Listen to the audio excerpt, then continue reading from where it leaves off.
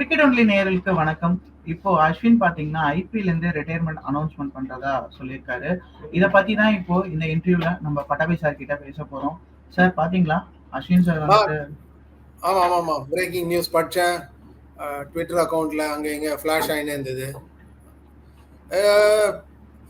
பெரிய ஷாக்குன்னு சொல்ல முடியாது உண்மையா சொல்லணும்னா. ஏன்னா அவரோட டால் லாஃப்டி ஸ்டாண்டர்ட்ஸ் அவரால் மீட் பண்ண முடியல. சிஎஸ்கே சைன் பண்ணிட்டு பார்த்தீங்கன்னா எக்கானமி சரியில்லை, ஸ்ட்ரைக் ரேட் சரியில்லை, 9+ போயிட்டாரு, நிறைய கேம்ஸ் ஆடல அவரு. ஸோ அவர் பார்த்தீங்கன்னா one of the lowest returns அவருக்கு. பர்டிகுலர்லி சிஎஸ்கேவோட டிபேக்கிள் வேற எரிச்சல் ஏற்படுத்தியிருக்கோம்.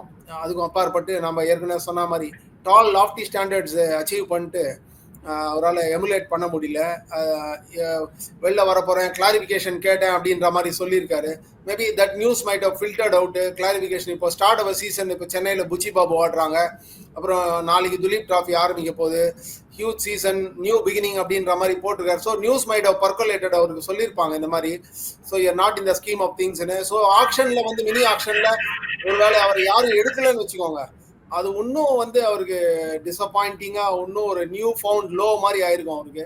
ஸோ அந்த இதை அவாய்ட் பண்றதுக்கு I think he might have bet இட்னு நினைக்கிறேன். அதுக்கும் அப்பாற்பட்டு ஹி இஸ் வில்லிங் டு எக்ஸ்ப்ளோர்ன்ற மாதிரி அதர் லீக்ஸ் இருக்கு. சவுத் ஆப்பிரிக்கன் லீக்ஸ்ல போய் கார்த்திக் ஆடினார், தினேஷ் கார்த்திக்.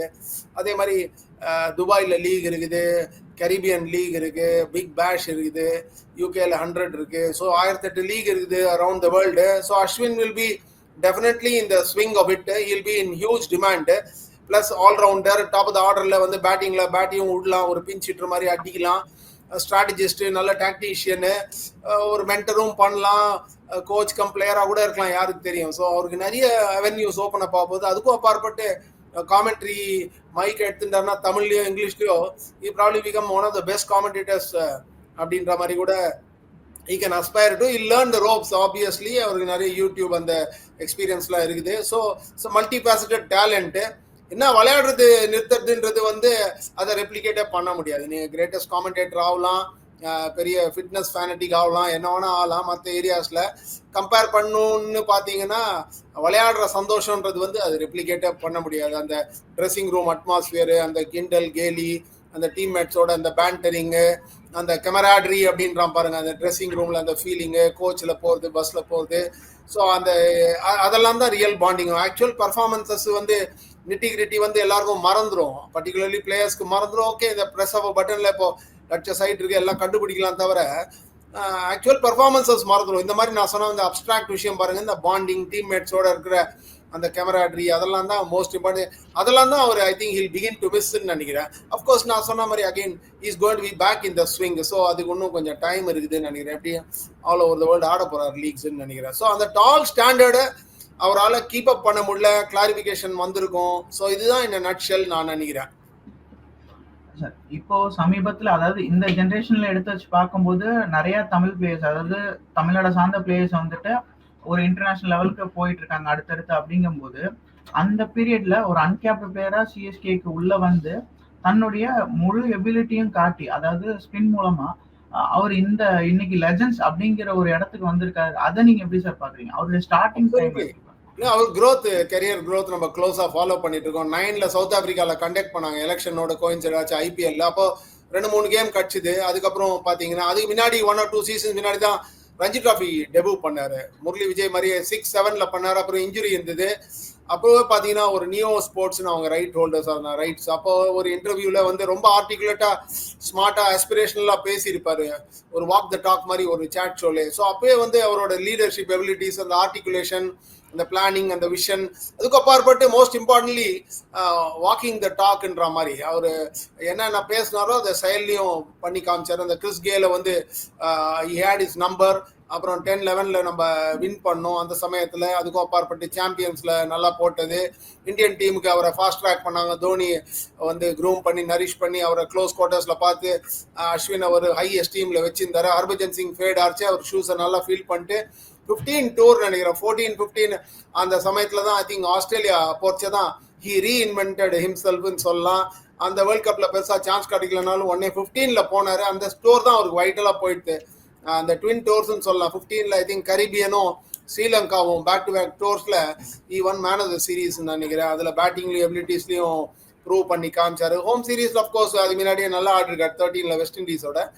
நான் சொன்ன மாதிரி சங்கக்காரா வந்து லாஸ்ட் சீரீஸ் ஸ்வான் சாங் சங்கக்காராக்கு வேர்ல்ட் கப்ல ஒரு 4-5 ரெஸ்ட் வந்த சங்கக்காராவை he had him on a tight leash அப்படியே போட்டு 5-6 டைம்ஸ் எடுத்தார் ஒரு 3 டெஸ்ட் மேட்ச் சீரீஸ்ல. he hastened his downfall ன்னு சொல்ல சங்கக்காரா அனௌன்ஸ் பண்ணிட்டு போனாரு. ஸோ அது ஒரு ஹை வாட்டர் மார்க் அஸ்வின் கரியர்ல. So over a period of time I think he might have missed one IPL season நினைக்கிறேன், if I remember right. 17 சீசனை he missed.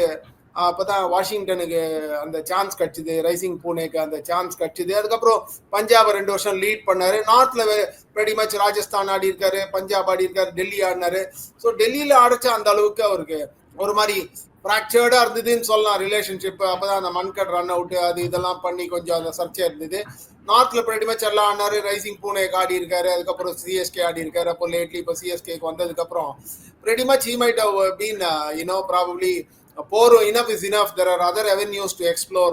ஃபேமிலி இருக்குது, அதர் இன்ட்ரெஸ்ட் இருக்குது, அதுக்கப்புறம் பட்டு எக்ஸ்ப்ளோர் பண்ணணும். So phenomenal career. ஒரு சென்னையிலேருந்து நம்ம ஊர் பையன் வெஸ்ட் மாம்பலத்துலேருந்து வந்து இங்கே லீக்ஸ் ஆடி நம்ம பார்த்துருக்கோம் க்ளோஸ் குவார்ட்டர்ஸில் 530 விக்கெட்ஸ்ன்றது ஃபினாமினல். அவரே வந்து ஒரு சவுத் இந்தியன் சென்னை ஆள் வந்து இந்தியன் டீம்ல ப்ரிடாமினென்ட்லி எல்லாம் ஹிந்தி பேசின்னு இருப்பாங்க. ஸோ ஆஃப் த ஃபீல்டு அவங்ககிட்ட பேண்டர் பண்ணி அவங்க மிக்ஸ் ஆகி அதை பாண்ட் பண்றதுலாம் எவ்வளோ டஃப் அதுன்றது விஜய் கூட பேசியிருக்காரு. அதுக்கு அப்பாற்பட்டு அப்கோர்ஸ் விஜய் 61 கேம்ஸ் ஆனார், இவர் 100 மேல ஆடி இருக்காரு. ஸோ அவங்க 2 பேர் தான் பார்த்தீங்கன்னா ஃபினாமினல் சக்ஸஸ் சொல்லலாம். பட் இந்த show is about Ashwin. So Ashwin வந்து ரிமார்க்கபிள் ஆடி ஒரு டெஸ்ட் மேட்ச் 100 போன September, I think little less than year ago தான். நான் யாருக்குமே எதிர்பார்த்திருக்க மாட்டாங்க. ஜஸ்ட் லாஸ்ட் செப்டம்பர் தான் பங்களாதேஷோட 100 அடிச்சிட்டீங்க, அட்டகாசமா பேட்டிங் போலிங் எல்லாம் பண்ணிட்டு இங்க செப்டம்பர்ல அந்த கொளுத்துற வெயில் ஆடி அடிச்சு எல்லாம் பண்ணாரு, எக்ஸாஸ்டடா இருந்தாரு. அதுக்கப்புறம் பாத்தீங்கன்னா டக்குன்னு அதுதான் வந்து he didn't know what's around the cornerன்ற மாதிரி நியூசிலாண்டோட அந்த டிபேக்கில் 3 கேம்ல அப்புறம் வாஷிங்டன் வந்து அவர் ஸ்பாட் எடுத்துன்னு வாஷிங்டன் அந்த 7 ஃபார் எடுத்து ஒரு கேம்ல 12 ஃபார் எடுத்தாரு. அதுக்கப்புறம் அஃப்கோர்ஸ் ஆஸ்திரேலியா போயிட்டு முதல் கேம் ஆடல, அப்புறம் இன்னொரு கேம் ஆன பிங்க் பால் ஆடினாரு. ஸோ அதுக்கப்புறம் பாதி டூர்ல விட்டு வந்தாரு. ஸோ அவர் உட்காந்துட்டு மேட்ச் பார்க்க முடியல. ஸோ அந்த டால் லாஃப்டி ஸ்டாண்டர்ட்ஸை அவர் மாதிரி கேரக்டர்ஸ்லாம் எமுலேட் பண்ணினே இருக்கணும். ஸோ அது எமுலேட் பண்ணலன்னா 1 or 2 games okay, part of the game, professional pride swallow பண்ணிட்டு இருப்பாங்க. 2-3 கேம்ஸ்க்கு மேல ஒரு கன்சிஸ்டண்டா இருந்ததுன்னா தேல் ரிஃப்ளெக்ட், அவங்களுக்கு மிரர்ல பார்த்துட்டு ரிஃப்ளெக்ட் இதை மாதிரி என்ன what is wrong, speed reflexes போகுதா, இல்லை அந்த பைட் அந்த கையிலேருந்து அந்த ரிலீஸ் சரியில்லையா, இல்லை பேட்ஸ்மேன் சஸ் அவுட் பண்ணி அடிச்சிடுறாங்களா என்ன. So probably he might have reflected and taken a real hard call. அதுக்கு அப்பாற்பட்டு ஹியூஜ் கரியர் டு செலிப்ரேட் தான் டெஃபினட்டா. எப்படி நம்ம டெஸ்ட் மேட்ச் முடிஞ்சதுக்கு அப்புறம் அவர் கரியரை பத்தி பேசணுமோ அதே மாதிரி ஒன் டேலையும் பாத்தீங்கன்னா நல்லா அடாப்ட் பண்ணி சாம்பியன் 17ல he drew a blank with Jadeja. அப்புறம் ஒன் டேலையும் கொஞ்சம் கம்பேக் பண்ணாரு, அது சரியா போல அவருக்கு. ஸோ பாத்தீங்கன்னா ரிமார்க்கபிள் கரியருங்க, ஹியூஜ் கரியர். ஏன்னா somebody not very very athletically endowed, பயங்கர ஃபாஸ்ட் லெக்ஸோ அந்த மாதிரி அத்லெட்டிக் கிடையாது. ஸோ அதுக்கு அப்பாற்பட்டு ஒரு செரிப்ரல் கால்குலேட்டிங் திங்கிங் மாஸ்டர், அந்த மாதிரி kind of cricketer. So never afraid to explore. Carrom ball என்ன அது என்னன்னு போட்டு ரீஇன்வென்ட் பண்ணினே இருந்தது, வீடியோவை பார்த்துன்னு எவால்வ் பண்ணின்னு. முக்கியமான விஷயம் அவர் டீம்ல எல்லா சமயத்துல he might have suffered a bit. One டேல 17ல டம்ப் பண்ணிட்டு ஒரு 3-4 இயர்ஸ் எல்லா சமயம் அவர் மேட்ச் பார்க்கறதே இரிட்டேட் ஆயிட்டேன்ற மாதிரி சொன்னார். அதுக்கப்புறம் he reinvented himself. என்னைக்குமே அவரோட அந்த பிட்டர்னஸ் வந்து அவர் கேமை வந்து என்கல்ஃப் பண்ணி அவரை வந்து ஸ்வாலோ பண்ணவே இல்லை. So he mood on. டீம்ல டிராப் பண்ணாங்க இல்லைன்னா யாருக்கும் ஒரு பாயிண்ட் ப்ரூவ் பண்ணும் அப்படின்ற மாதிரி ஒரு ஒரு ஒரு ஒரு அனிமேட்டட் ஆங்கரோ எல்லா ஆங்கரும் இன்வர்டா சேனலைஸ் பண்ணி பர்ஃபார்மன்ஸா டேர்ன் பண்ணார் தவிர யாரையுமே ஒரு கசப்ப பப்ளிக்கா வந்து ஒரு அவுட் க்ரையோ அந்த புலம்பல் அதெல்லாம் வந்து அவருக்கு அது அந்த நெகட்டிவிட்டிக்கு டைமே கொடுக்கலங்க. அதுல இருந்து தான் ஒரு பெரிய பாடம் கத்துக்கணும்னு நான் நினைக்கிறேன் அஸ்வின் இருந்து அடுத்த ஜெனரேஷன் கிரிக்கெட்டர்ஸ். ஐபிஎல் மாதிரியான ஒரு பிரான்சைஸ் லீக்ல அதுவும் குறிப்பா வந்து ஒரு ஸ்பின்னர் ஒரு நியூ பால் எடுத்து ஒரு போடுறத நீங்க இவர் மூலமா தான் ஃபர்ஸ்ட் நம்ம பார்க்க ஆரம்பிக்கிறோம். அதை நீங்க எப்படி நீங்க வந்து அப்போ ரேட் பண்ணிருந்தீங்க, இப்போ அதை எப்படி பாக்குறீங்க? இல்ல அந்த கான்ஃபிடன்ஸ் தாங்க மோஸ்ட் இம்பார்ட்டன்ட்லி. நெட்ஸ்ல தோனி பார்த்திருப்பாரு. அதுக்கு முன்னாடி அஃப்கோர்ஸ் 9ல ஐ திங்க் நியூசிலாண்டோட கம்பீர் கேப்டன்சில இங்க டெபியூ பண்ணிட்டார், நியூசிலாண்டோட ஆட்டாரு, வேர்ல்ட் கப் ஸ்குவாட்ல எல்லாம் இருந்திருக்காரு. ஸோ அதுக்கப்புறம் அஃப்கோர்ஸ் 10-11 பத்தி நீங்க பேசுறீங்க. So home ground home conditions இந்த டர்ஃப் பத்தி தெரியும், இங்க ஆடி இருக்காரு. Dhoni might have spotted him. அப்புறம் நியூ பால்ல கொடுத்துருக்காரு. தைரியமா போடுறது தானே, நியூ பால்ல போடுறது இட்ஸ் கத்திக்கு 2 முனைன்ற மாதிரி, டபுள் எச் ஸ்வோர்டுன்ற மாதிரி. பாத்தீங்கன்னா நீங்க தைரியமா போடணும், மேல போடணும். ஒரு 2 6 போனா பரவாயில்ல, எச்ஏ மொயின் ஹெட் அப் சின் அப்னு இருக்கணும், அந்த ஆட்டிடியூட் இருக்கணும். முக்கியமான விஷயம். நீங்க அந்த ஆங்ஸைட்டி எல்லாம் ஃபியூலே பண்ணக்கூடாது. தைரியம் தான் முக்கியமான விஷயம். கரேஜ் இருந்ததுன்னா மதர் ஆஃப் ஆல் வர்ச்சூஸ். தைரியம் இருந்ததுன்னா மற்ற வர்ச்சூஸ், பேஷன்ஸ், பர்சிவியரன்ஸ் எல்லாம் அது மேல pile up it will make you to blossom and nourish. So அதுதான் வந்து அஸ்வினோட அந்த தைரியம். கேலாது முக்கியமான விஷயம் லெஃப்ட் ஹேண்டர். ஸோ ஒரு tiny added advantage, outside edge தாண்டி எடுத்துட்டு போகலாம். இப்போ ஐபிஎல்ல பொறுத்த வரைக்கும் கமெண்ட்ரியா இருக்கட்டும், ஏதாச்சும் சொல்றது என்னன்னா, ஒரு லெஃப்ட் ஹேண்டர் வந்துட்டாலே அஸ்வின் உள்ள வந்துட்டா கண்டிப்பா ஒரு விக்கெட் எடுத்துருவாரு அப்படிங்கிற ஒரு நம்பிக்கையை அவர் ஊட்டிட்டாரு சார். அது எப்படி? டெஃபினட்டா. ஏன்னா நீங்க ரைட் ஹேண்டருக்கு அந்த தூசரா மாதிரி போடுற பந்து லெஃப்ட் ஹேண்டருக்கு உள்ள வந்து பேட்ல வந்து அடிக்க போகுது. நியூ பால்ல வந்து பெருசா டர்ன் கடிக்க போகுதுல. நான் சொன்ன மாதிரி ஹை ரிலீஸ், நல்ல டால் 6 ஃபுட்டர் வேற, மேல இருந்து ரிலீஸ் பண்றாரு, பந்தை தைரியமா மேல போடுறாரு. ஓகே, ஒன்ஸ் ஆர் ட்வைஸ் வெளில அடிச்சா கூட அந்த லெங்க் டைனி ஃபிராக்ஷன் தான் அட்ஜஸ்ட் பண்ணும். முக்கியமான விஷயம் கதி கலங்கக்கூடாது. நீங்க உங்களை அடிக்கிறச்சதான் உங்களுக்கு ஆப்பர்ச்சுனிட்டி கிடைக்கணும்ன்ற அந்த நம்பிக்கை வந்து நீங்க ஃபியூல் பண்ணும். தோனி மாதிரி ஒரு அண்டர்ஸ்டாண்டிங் கேப்டன் அவருக்கு அந்த ஃபீல்டையும் கொடுத்து, கிறிஸ் கேல் மாதிரி ஆள் அவர் ஹி ஹேட் இஸ் நம்பர்னு சொல்லலாம். ஸோ அது ஒரு ஹியூஜ். ஏன்னா கிறிஸ் கேல் வந்து ஒரு ஃபினாமினல் T20 பிளேயர். இன்னி வரலையும் டாப் 2-3 பிளேயர் லிஸ்ட்ல, எல்லா பிளேயர் லிஸ்ட்லயும் Chris Gayle is going to figure.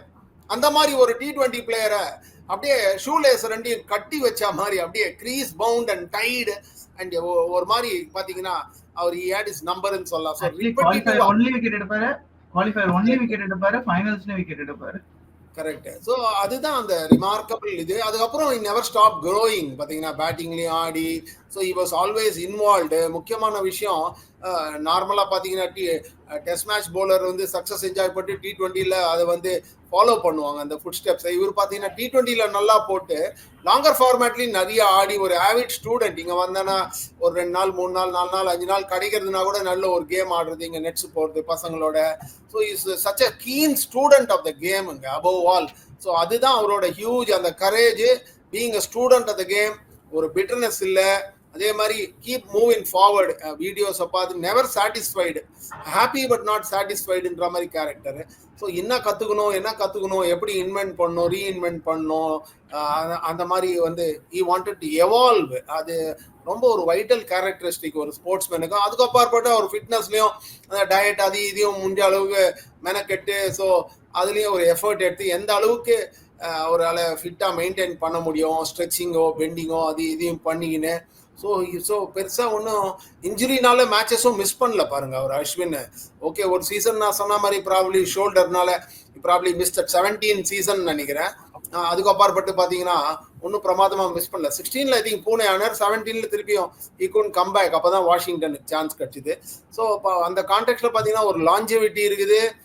யங்கா சீக்கிரமா ஆரம்பிச்சீங்கன்னா அந்த லாஞ்சிவிட்டி இருக்கும். ப்ரொவைடட் உங்களுக்கு தலையில வந்து அந்த கழுத்துல இருக்கிற ஸ்க்ரூ ஷோல்டரோட இருக்கணும், கையிலக்கூடாது, தலை கையிலக்கூடாது. முக்கியமான விஷயம் அந்த தைரியம். நான் சொல்ற மாதிரி திருப்பி எம்பசைஸ் பண்ற மாதிரி அந்த தைரியம், அந்த ஃபெயிலியரை மனசுக்கு அளவே பண்ணல அவர். ஹி ரோஸ் அபவ் இட்னு சொல்லலாம்.